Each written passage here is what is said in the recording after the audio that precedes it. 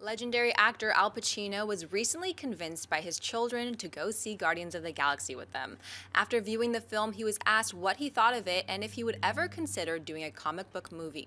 He said the following: "It was not something I would readily go see, but my kids got me to go, and one has to draw the line where prejudice starts and where it ends. That was good stuff. I recognized the ingenious stuff they were doing, the invention, the attractiveness of the way they're performing it. It had Shakespearean feeling to it at times. I was caught up in the big screen, the great sound. I would do anything that I could understand in terms of how I fit in it. And you know, of course, if I could fit in it, anything's possible." Miri, buy or sell Pacino's comments? Hooah!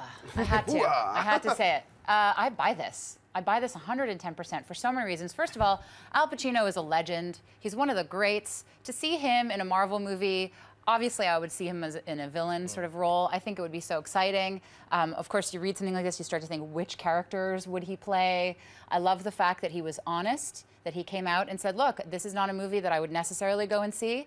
I got convinced to go see it. I'm so glad I did. I loved it. It was a great experience. There's such an open-heartedness and an open-mindedness and an intelligence to what he's saying, and the fact that he saw the Shakespearean elements of the story and could still enjoy it, and that he openly said he wants to be a part of this universe, or he'd be, you know, at least open to becoming a part of this universe. I don't know. I think there's nothing bad about this. So I buy it. I personally think we're looking at the next Shazam. That's just me. I gotta buy this too, and the funny thing is, I think these comments by a guy like Al Pacino is a real flagstaff kind of signifying where we are right now, because 6 years ago, if you told me, hey, you think there's even the remotest possibility that like a guy like a De Niro or an Al Pacino would ever consider being a comic book movie? Hell no.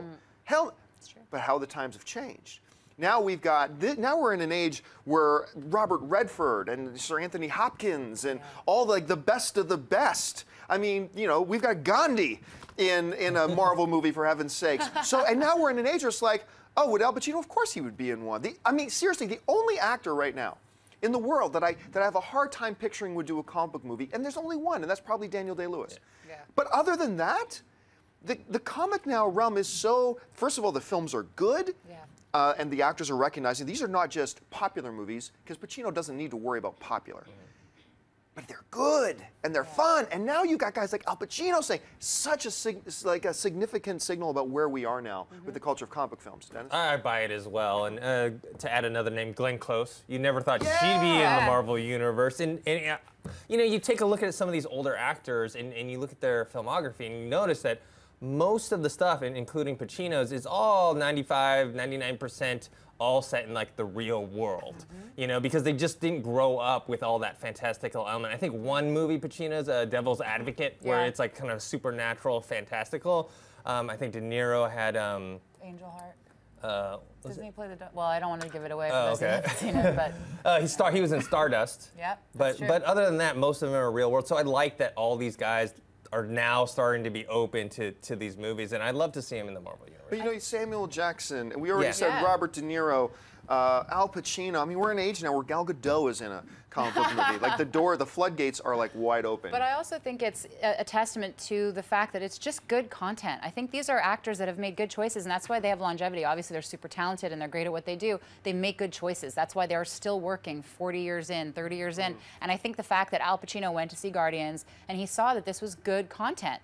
He said, if it's good like this, it's entertaining and it's rich, it's interesting, I want to be a part of it. Less because it's a comic book movie and more because it's an exciting world and it's well done and well executed and the stories are good and the characters are good. So it boils down to just quality, I think. Yeah, and then, you know, let's be honest here. It's not like he hasn't been in movies that have been worse than Guardians of the Galaxy, you know what I mean?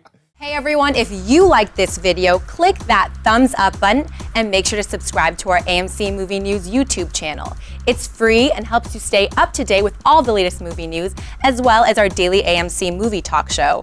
Also, make sure that you follow us on Facebook and Twitter to stay up to date with all of our special promotions, contests, and prize giveaways.